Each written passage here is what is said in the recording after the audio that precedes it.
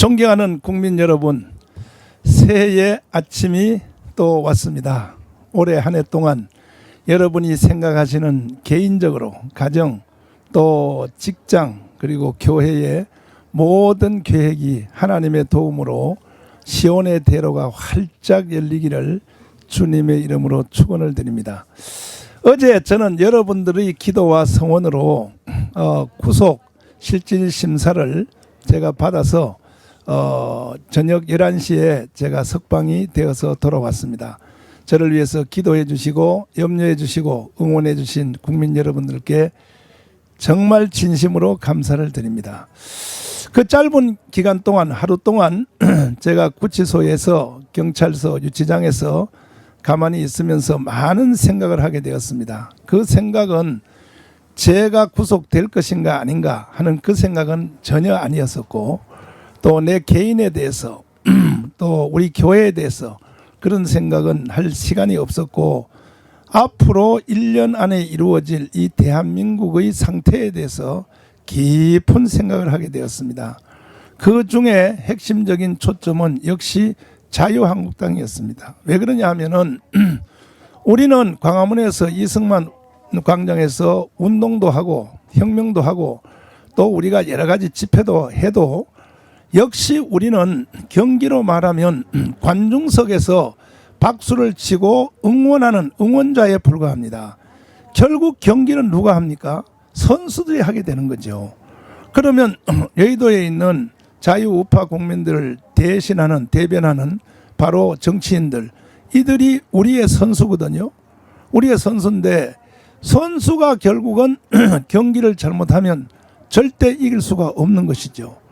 그러면 지금 자유한국당의 국회의원들이 필드에서 경기하는 모습을 보면 저런 상태를 가지고는 100번 경기해봤자 100번 다친다. 질 수밖에 없다. 왜?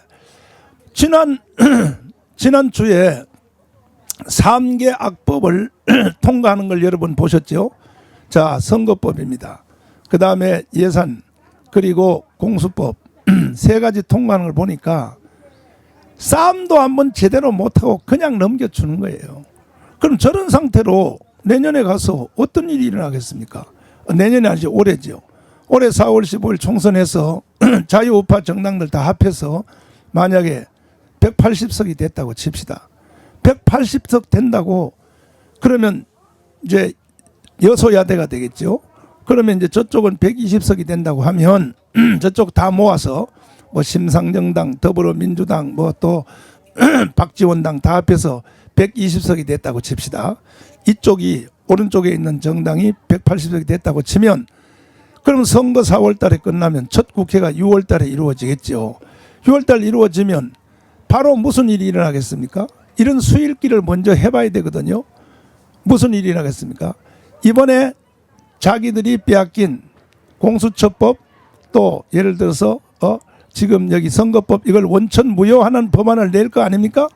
그러면 냈을 때 120석밖에 안 되는 저쪽 당이 그것을 호락호락 여러분 내줄 것 같습니까? 저들은요 싸움하는 방법을 알아요. 아마 연단을 점령하고 국회의장 뭐 그냥 모가지를 잡고 난리 난동을 부리고 적은 숫자인데도 이래서 절대로 그 법안 원천 무효 못 시킵니다. 거기에 대한 걱정이 저는요 어젯밤에도 밤잠을 못 잤습니다. 뻔한 거예요 결과가. 왜? 우리 선수들은 싸움을 할 줄 모르는 거예요. 싸움을. 아니 이번에도 그렇죠. 보십시오. 만약에 우리 선수들 중에 이미 불출마 선언한 사람들이 있잖아요. 어차피 이번에 국회의원 안 하겠다. 근데 자기는 3번 했다 국회의원. 그러면 대한민국 혜택을 혼자 다 본 그 이번에 출마 안 한 3선 의원 이상들이 대신하여 연단을 점령하고 문희상에 뭐 모가지를 비틀든지 해서 3개월 동안 깜빵 가야 될 거 아닙니까? 왜? 아니 국회의원을 3번이나 해서 혜택을 받았으면 그리고 자기는 정계 은퇴하고 깜빵 3달 갔다 와서 그렇게 되면요 국민들이 4년 후에 그 사람 장관 시켜줘요. 장관. 근데 자유우파 우리 선수들은 그런 기질을 가진 자가 없고 다 이번에 보니까 어떻게 됐어요? 난 이제 정치 해먹을 거 다 해먹었어. 그리고 당이 날 쫓아내. 그러니까 나는 앞에 희생할 필요 없어. 집구석에서 나오지도 않잖아요. 이런 인간들을 믿고 우리가 그동안에 우리가 섬겨왔고 투표했고 우리가 거기다가 정치 헌금도 냈고 이렇게 왔는데 결국 그들이 지금 근대사에서 대한민국을 망쳐놨잖아요. 이승만과 박정희가 세운 나라를. 그중에 대표적인 사람이 이명박 대통령입니다. 우리가 이명박 대통령 선거에서 뽑을 때 얼마나 기대감을 가지고 찍었습니까? 530만 표를 더 찍어줬잖아요. 절대 다수지요. 그런데 이명박 대통령이 뭔 짓을 했습니까? 광우병 사고를 가지고 일어났을 때 저 삼각산 뒤에 올라가서 아침 이슬을 불렀다고 떠들어대는 거 아닙니까? 그러면 내가 그때 시청 앞에 초대형 집회를 하면서 지금 유튜브에 여러분 들어가셔서 66 국민대라고 한번 쳐보십시오. 66 국민대를 쳐보시면 그때 저는 초대형 집회를 시작하면서 그게 바로 초대형 집회 시작이었습니다. 시작하면서 지금까지 광화문과 시청 앞에서 초대형 집회는 3.1절, 8.15 또 개천절 이 모든 집회는 초대형 집회는 다 제가 이끌어온 겁니다. 제가. 그런데 그때 내가 연설한 연설문을 지금 여러분 유튜브에 들어가서 한번 쳐보십시오.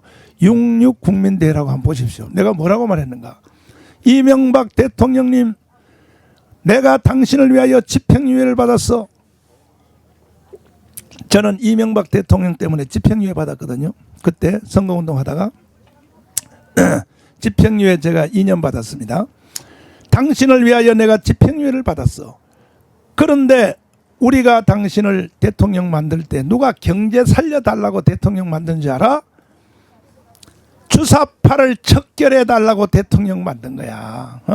앞으로 남은 2년 동안, 그때 3년이 지났을 텐데 앞으로 남은 2년 동안 당신이 주사파를 척결하지 아니하면 당신 퇴임하는 날 나는 계란 가지고 던질 거야. 이렇게 내가 연설하고 있더라고요. 지금도 한번 들어보세요. 나는 그때도 이미 선지자적인 능력으로 앞으로 되어질 일을 환하게 보고 있었어요. 그때의 이명박 대통령이 제 말을 안 들어서 지금 깜빵에 가 있는 겁니다. 깜빵. 두 번째는 박근혜 대통령입니다. 박근혜 대통령에 대해서도 주님이 저한테 7번을 보여줬어요. 정확하게 카트별로 땅땅땅땅 7번 보여줬어요. 마지막 보여준 사건이 뭐냐? 탄핵입니다. 탄핵 되는 거야. 벌써 하나님이 나한테 보여줬어요. 그래서 그걸 막아보려고 이상훈 장관, 애국단체 총연합회 회장 대표지요. 그 다음에 이제 그때는 애국운동을 다 안보단체가 했습니다. 그때는 이제 탄핵 전이니까 태극기 집회가 생기기 전이에요. 그러니까 재향군인회, 경우회, 고엽제 이러한 안보단체들이 주로 저와 함께 애국운동을 해왔는데 그때 두령들을 모았습니다. 저 프레스센터 밑에 식당에서 모아가지고 자 도저히 내가 볼 수 없다. 박근혜 대통령이 위험하다. 그래 박근혜 대통령을 살려내려면 하나님이 나한테 보여준 게 있으니까 지금 여러분들이 여기 있는 임원들이 다 일어나서 두말할 것 없어 청와대 들어가서 박근혜 대통령 책상을 들러서 엎어버리세요. 이따위로 정치하라고 우리가 대통령 만들어준지 압니까? 이렇게 하면 박근혜를 살려낼 수 있습니다. 이게 안 하면 박근혜 죽습니다. 그랬더니 고엽제 대표가 벌떡 일어나더니 나한테 반말로 정강훈 너 왜 우리 근혜 대통령한테 왜 나쁜 소리 해? 하면서 그따위 소리 하려면 여기 나오지 마! 이러더라고요. 저를 보고요. 그래서 내가 웃으면서 아 그래요. 앞으로 영원히 난 여기 안 나오겠습니다. 두고 보시죠. 당신들이 박근혜를 죽이고 있습니다. 무조건 박근혜 쫄쫄 빤다고 박근혜를 도와주는 게 아닙니다. 하고 그때부터 지금까지 저는 그 모임에 안 나가고 있습니다. 그리고 난 뒤에 바로 몇 달 후에 최순실 사고가 딱 터지니까 보십시오. 그리고 그때의 그 모임에서 내가 그 좌절이 되고 사실 제가 그때 시킨 대로 가서 청와대 쳐들어가서 박근혜 대통령 책상을 엎어버리고 이따위로 하라고 대통령 했습니까? 이따위로 하면 용서 안 하겠습니다. 이렇게 했으면 박근혜 살았어요. 그때. 사람이요. 자기가 섬기고 좋아하고 추종했던 사람에 대하여 잘못된 길로 갈 때는 반드시 그들을 징계하고 채찍하는 이러한 일이 이게 지도자들이 해야 될 일입니다. 예? 그 후에도 한번 보십시오. 되어진 일. 그래서 이제 좌절이 되고 나서 안 되겠다는 거예요. 그럼 내가 황교안 총리를 찾아갔습니다. 황교안 대표님이 총리할 때 찾아갔습니다. 찾아가서 제가 이런 부탁을 했습니다. 장로님, 나는 개인적으로 장로님이라고 부르니까 장로님, 국가적 위기가 올 거니까 빨리 월드컵 결승에 준하는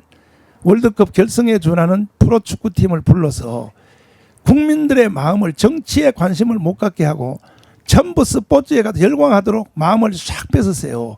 이렇게 안 하면 나라 망합니다. 두 번째, 미국의 헐리우드나 공연팀들을 잠실로 불러서 광란의 축제를 한번 해서 국민들의 마음을 이동시키십시오. 정치에서부터. 왜? 젊은이들은 남아도는 힘이 있으니까. 요즘 애들 잘 먹지요. 환경 좋으니까 에너지가 폭발하는 거예요. 어디를 향하여 폭발은 해야 되는데 이것이 서투른 애들이 정치적으로 폭발해버리면 반드시 나라 망해버려요. 그러니까 이런 것들을 다른 데로 폭발할 수 있는 길을 열어줘야 된다. 이렇게 이제 부탁을 드렸더니 황교안 대표님이 기억하는지 모르지만 그때 저한테 하는 말이, 며칠 후에 저한테 전화해서 하는 말이, 목사님, 저에게는 그런 힘이 없습니다. 왜? 모든 일은 박근혜 대통령이 저 교도소에 있는 과장 하나 임명하는 것도 청와대에서 다 해버리니까 총리는 로봇인 거예요 그때.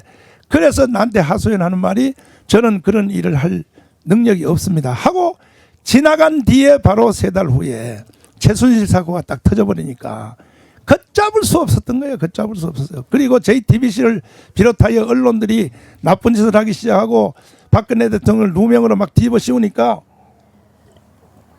국민들의 95%가 넘어갑니다. 국민들의 95%가 거짓말에 속아서, 언론의 거짓말에 속아서. 이런 일이 일어났을 때 박근혜 대통령이 어떻게 대처해야 되겠습니까? 계엄령 선포해야죠. 그때 이판 사판이죠. 아버지로부터 받은 기지를 발동해야죠.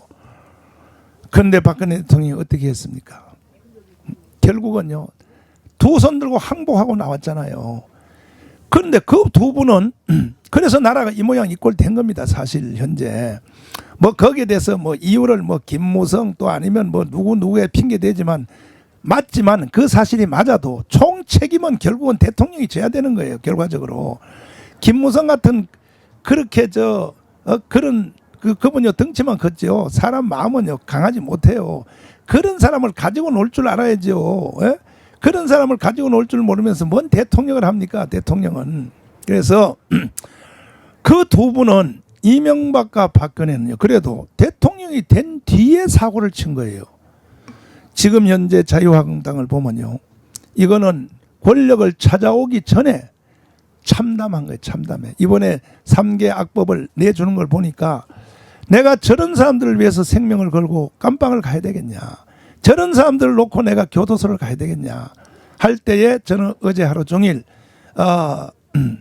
경찰서 유치장에 있으면서 많은 생각을 했습니다. 왜? 이게 내일 모레 우리 앞으로 다가오고 있는데 꼭 현재 다가온 뒤에 그때 가서 대항해야 됩니까? 아니죠. 4월 15일요 금방 와버립니다. 내일 모레입니다. 금방.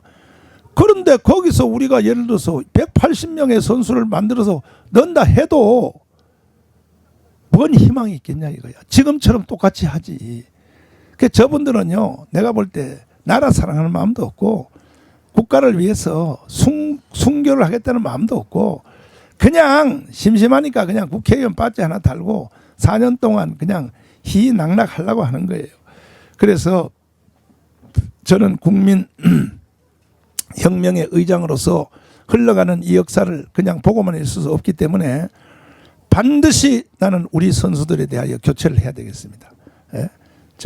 뭐 바른미래당이든지 뭐 아니면 또 무슨 자유한국당인데 간에 하여튼 우파 정당들의 선수들을 내 성격 같으면 100% 다 물갈이 하고 싶지만 그래도 국회 운영 원리는 아는 사람은 있어야 되니까 80% 이상은 물갈이해서, 요즘요 내가 이 광화문에서 이 이승만 광장에서 혁명을 주도하다 보니까 20, 30대 애들이요 대단한 애들 많아요. 내 눈에 보니까. 이야, 저희들이 언제 저렇게 컸나.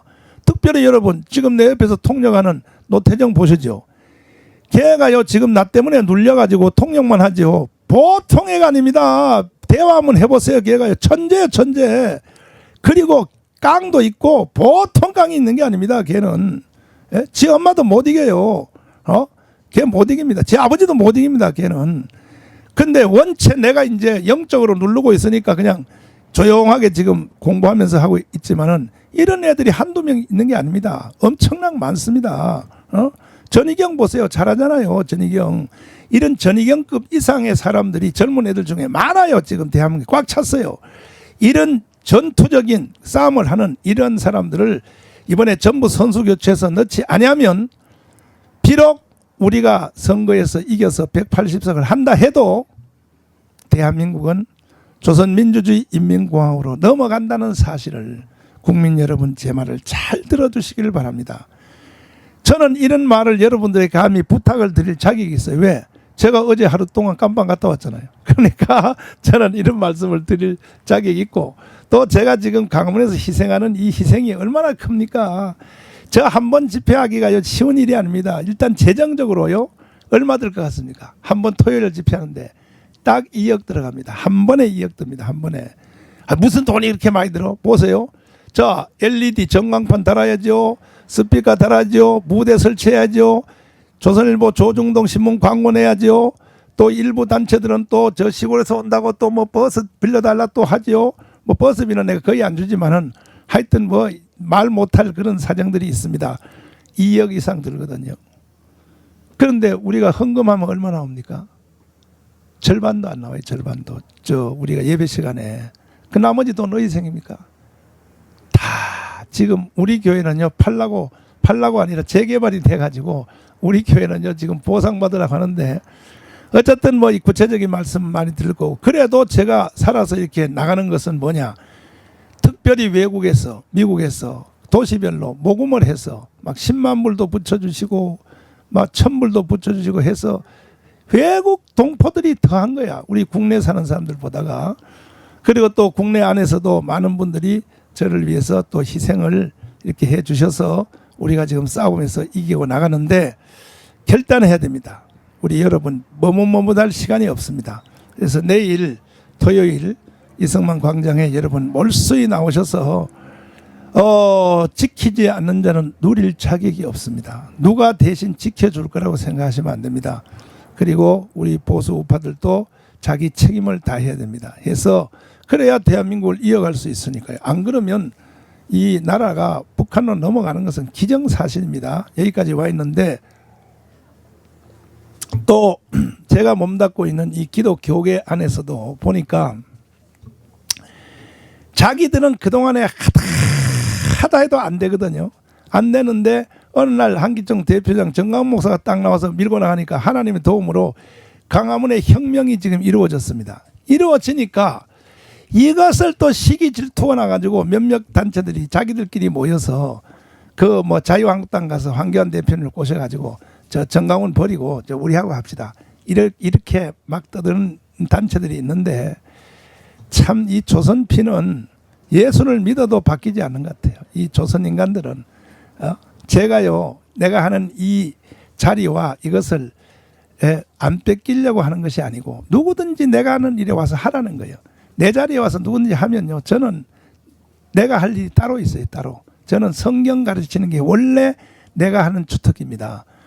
그런데 이것을 누가 대신 해줄 사람이 없어서 지금 내가 2가지 3가지를 나 혼자 하려니까 힘든데 누가 애국운동하고 광화문에 혁명하는 거 이거 저 대신 누가 앞장서서 해주신다면 저는 막 쌍손 들고 할렐루야죠. 진짜 내가 하고 싶은 일, 목회자들에게 성경 가르친 일 이걸로 나는 얼마나 좋겠습니까? 그러나 내가 볼 때 아직은 지금 내가 하는 이 일에 내 자리에서 대신할 사람이 없어요. 이게 만만하지 않습니다. 여러분이 밖에서 보면 에이 정강훈 저거 나한테 물러주면 내가 내일부터 할 텐데 한번 해보세요 와서. 여러분들은요 일주일도 못해. 일주일 하다가 심장마비 걸려서 죽어요. 왜? 정신적인 압박이 하도 세서 못 견딥니다. 그러한 것을 여러분이 잘 이해하셔서 우리가 민족성이 최소한 일본보다 더 나아야 될 거 아닙니까? 일본보다 더 나아야지. 이 조선 인간들은 예수를 믿어도 조선의 피는 안 바뀌는 것 같아요. 보면요 둘만 모이면 싸워. 예? 둘만 모이면 싸운다고 이 한국 사람들은. 그래서는 안 되는 겁니다. 그래서 이번 기회에 여러분 정말로 좋은 기회가 왔습니다. 이제 좋은 기회가 왔기 때문에 내일 몰수히 다 나오셔야 됩니다. 한 번이라도 광화문 이승만 광장에 나오셨던 분들은 약 1200만이 넘는데 이분들이 자꾸 찔끔찔끔 이번에는 이분이 나오고 다음 주에는 또 이 사람 안 나오고 저 사람이 오고 이러니까 현재 집회에서 조금씩 늘어나는 숫자인데 그러지 말고 한 방에 그냥 딱 나와야 됩니다. 1200만이. 예? 내일 1200만 한 방에 다 한번 나오십시오. 나오시고 힘을 써도 한꺼번에 힘을 딱 써야죠. 쓰시고 그 다음에 또 우리 연합 예배도 마찬가지입니다. 여러분 다 수도권에 있는 우리 교회들은 여러분 교회에서 아침 7시 일부 예배 빨리 마치고 빨리 우리 광화문 광장에 모여서 세계적인 이 주일 예배를 진행해서 영적으로 우리가 어두움을 이겨야 되니까 사탄을 이겨야 되기 때문에 여러분 광화문 광장에 요즘 와서 기도해 보면 기도 잘 되잖아요. 옛날에 거기가 사탄의 지역인데 지금 사탄을 다 쳐내고 성령이 지금 덮고 있기 때문에 이제 날씨가 좀 풀려 보십시오. 오늘 봄쯤 되면요 제가 성령 집회할 때 한번 보실래요? 아마 광화문 광장에 우리 연합 예배 나온 사람은 100% 방은 다 받을 겁니다. 내가 원래 전문입니다. 전문 성령 집회에 기대하시기를 바랍니다. 성령이 아예 라마나요스로 광화문 광장을 확 덮도록 이런 역사가 일어날 것입니다. 저는 이제 오늘은 어제 제가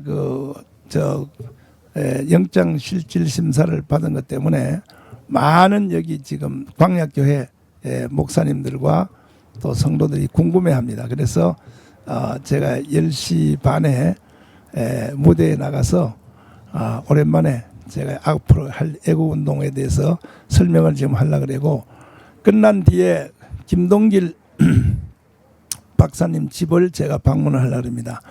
어제 제가 그 법원에 심사받으러 가려고 출발할 때에 김동길 박사님이 전화가 오셨어요. 전화가 오셔서 정가운 목사 기죽지 말고 기쁨으로 다녀오라. 정가운 목사가 감옥에 가면 내가 이번 토요일부터 광화문에 나갈게. 나가서 직접 진두 지휘하고 국민혁명을 내가 이끌어 갈 테니 휠체어 타고 나갈 거야. 저는 어제 그 박사님의 그 말씀 한마디가 얼마나 저에게 힘이 됐는지 모릅니다. 연세가 100세가 다 돼가시는 어르신이 그 결기를 가지고 세상에 여러분 젊은 국민 여러분 김동길 박사님을 생각해서라도 여러분 적극적으로 애국운동에 나서주기를 바라고 제가 오늘 김동길 박사님을 찾아가서 공부를 좀 하고 올라가렵니다. 공부방입니다. 김동길의 공부방. 그래서 저는 가서 공부하고 그걸 유튜브로 다 중계하려고 하니까 관심 있으신 분들은 시청을 통하여 김동길의 공부방에 많이 참석 한번 하시면 큰 유익이 될 것입니다. 그리고 이제 또 오늘 오후에 스케줄들이 여기 지금 대한민국의 큰 지도자들이 모여서 저를 또 초청해서 지금 애국운동을 하는 현재 상태를 설명해 달라고 하니까 가서 또 설명을 해야 되고 이렇게 해서 오늘 또 싸워 나갈 생각입니다. 내일 12시부터 진행되는 이승만 광장의 국민혁명 여러분 거기서 여러분들을 뵙도록 하겠습니다. 여러분 많이 참석하여 주시고 누구를 위해서가 아닙니다. 여러분 개인, 가정, 자녀, 교회, 사업을 위해서 다 참석해 주셔서 한번 인류의 역사에 남는 일을 진행해 주시기를 간곡히 부탁을 드립니다. 잠시 후에 여러분 다시 뵙도록 하겠습니다. 감사합니다. 고맙습니다.